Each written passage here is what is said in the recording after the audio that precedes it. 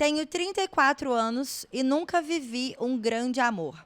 Já me relacionei, mas nunca senti aquela coisa arrebatadora que a gente vê nos filmes ou nos seus textos.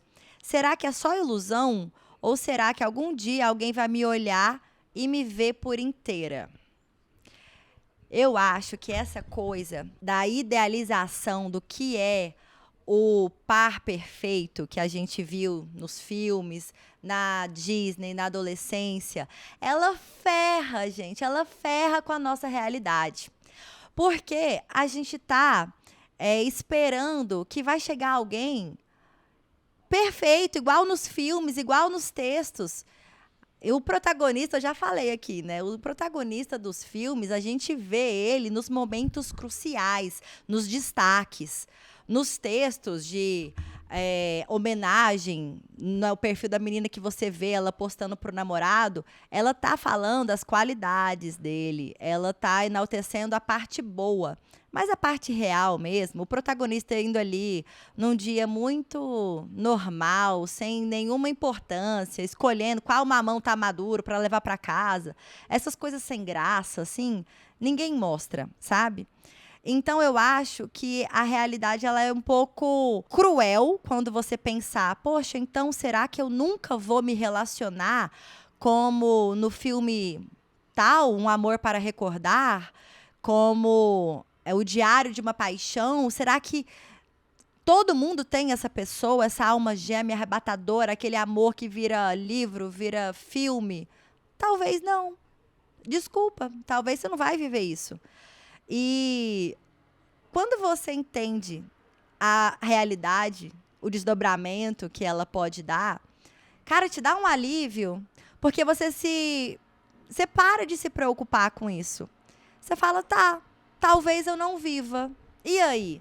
Sabe? Eu queria chegar aqui e te falar, não. A sua alma gêmea, ela existe, ela tá por aí, só te esperando. Mas talvez não. Talvez você tenha alguns relacionamentos legais, sem muita emoção, e sua vida seja pautada em ter outras alegrias. Eu tô te dando esse banho, que eu sei, de água fria, mas é para você parar de colocar essa expectativa e essa idealização. Porque se eu fosse te dar um conselho, se você fosse minha amiga, estivesse aqui no sofá dessa sala, eu ia te falar o seguinte: você já percebeu que todo relacionamento, quando olhado de perto, quando visto de perto, ele é problemático? E eu não tô falando, gente, que vamos lá, para não ser, né, cancelada. Não é que todo relacionamento é problemático, mas sabe essa coisa de a dor e a delícia de ser o que é? Então, todo relacionamento tem aqueles furos, aquelas brigas, aquelas implicâncias, que só mesmo a decisão de querer continuar com essa pessoa é que vai fazer esse relacionamento dar certo. Porque eu tenho uma preguiça disso, dessas coaches de relacionamento que tem na internet, que ficam falando, se ele não faz essas 3 coisas para você, ele é tóxico.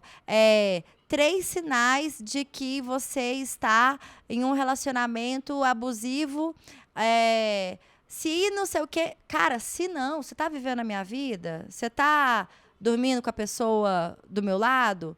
Então, para de ficar ditando regras, sabe? Eu acho que só a gente de cabeça vazia fica absorvendo esse tipo de conteúdo para poder cobrar depois e para colocar a régua muito alta.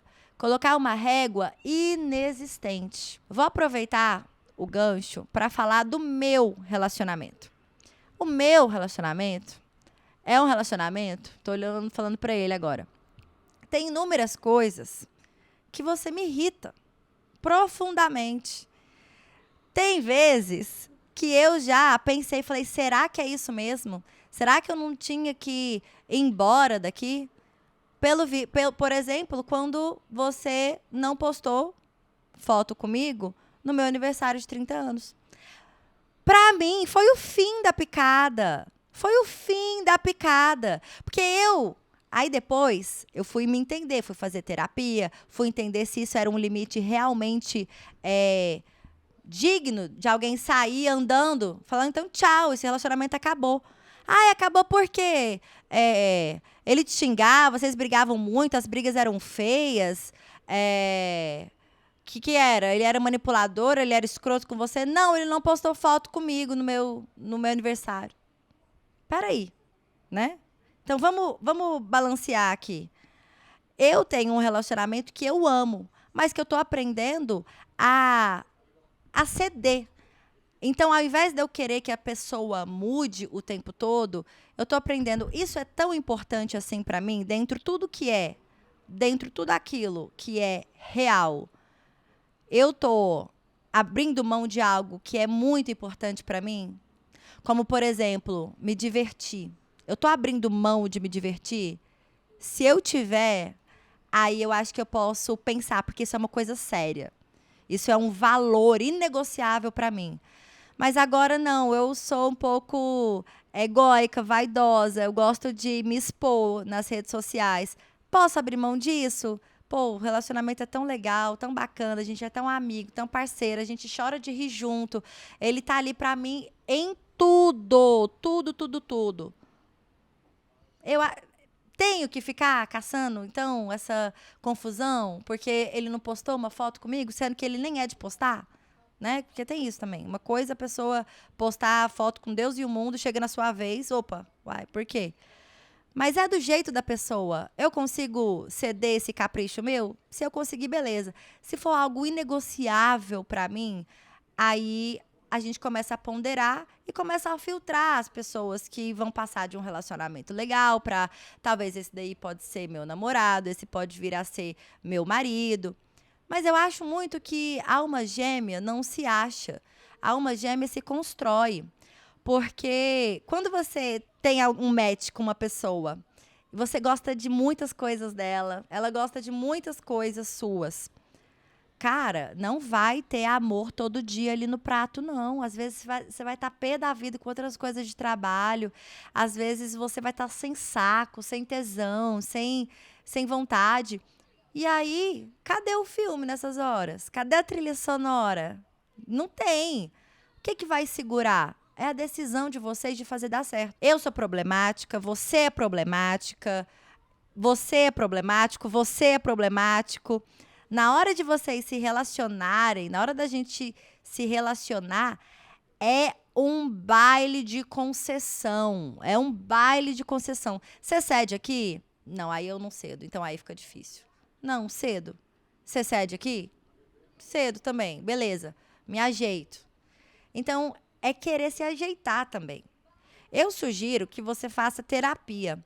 Mas não porque eu acho que você tem um problema, como tem muita falácia, né? De, ai, nossa, eu vou fazer terapia porque eu tô com um problema.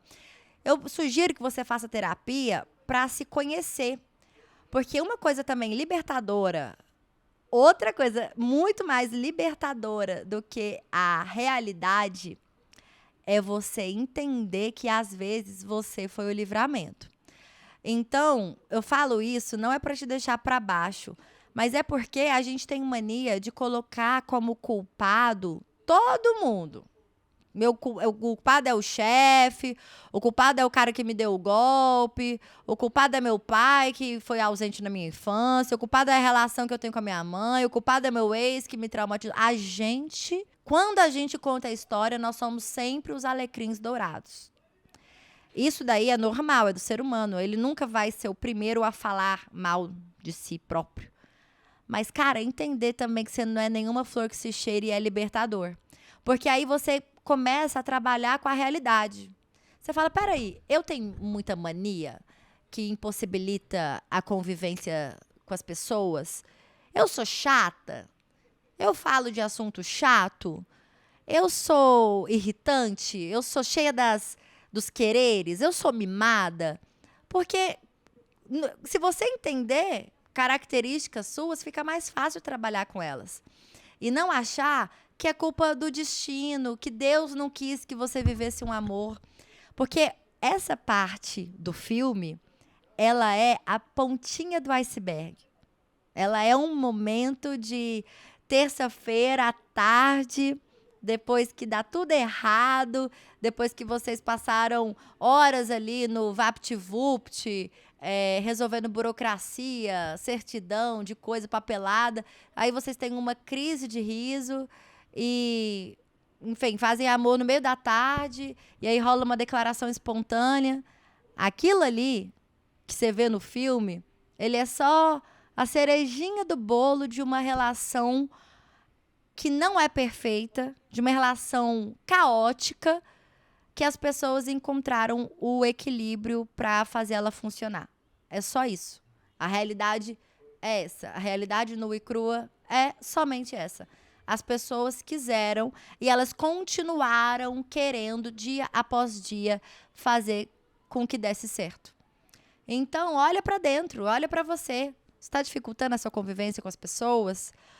Ou você tenta e nada funciona. Porque pode ser isso também. Às vezes, de tanto você tentar, você está exalando um desespero, uma carência, você se apega muito fácil às pessoas, e aí as pessoas acham que elas não têm valor, que você só está querendo um relacionamento por ter. Talvez seja isso. Não sei, vai saber. Entendeu? E a idade, eu acho que... Esses dias eu estava em Pirinópolis, na pousada que eu sempre fico, eu vi um casal 60 e 55 anos, recém-casados. Foram casados a vida inteira, vivendo o auge da paixão, aquela paixão assim, adolescente, aquela paixão da juventude, louca. E eu, caralho, que legal, sabe? Paixão não tem idade. Eu sei que a gente tem essas cobranças internas, né? Ai, eu tenho que casar com 30 anos, eu tenho que ter filho com 33, eu tenho que já viajar ao mundo com isso. Mas a vida ela é muito peculiar, a vida é muito única, sabe? O caminho é a gente que faz. Minha melhor amiga, ela me falou que agora, aos 36 anos, ela teve uma relação que ela considera decente, digna. E por quê? Porque ela fez terapia para se autoconhecer e para parar de se sabotar em todo o possível potencial relacionamento, sabe? Eu acho que é isso também, ou às vezes era a hora certa, mas se você tivesse aqui do meu lado, era isso que eu ia te falar. Às vezes pode não acontecer, mas tenta facilitar, tenta trabalhar em você mesma. Ruim não vai dar. Algum proveito disso você vai tirar. Conviver melhor com você mesma, pelo menos, vai ter de resultado aí nessa sua jornada. Espero ter respondido a sua pergunta de uma forma sincera. Não sei se era o que você gostaria de ouvir, mas... Ai, gente, a realidade liberta. Obrigada. E... Ai, Paulinho, meu pé. Ai, eu tô com fascite plantar, tá doendo demais. E é isso. Curte, compartilha, comenta. Eu vou deixar um link aqui embaixo, vou passar a fazer isso, um link do Telegram para vocês mandarem as histórias de vocês. Então, vai ficar mais fácil, né? Porque toda vez eu colocar lá no Instagram. Então, me avisa aqui se fez sentido para você. Compartilha, troca. Eu sempre leio os comentários. E até o próximo.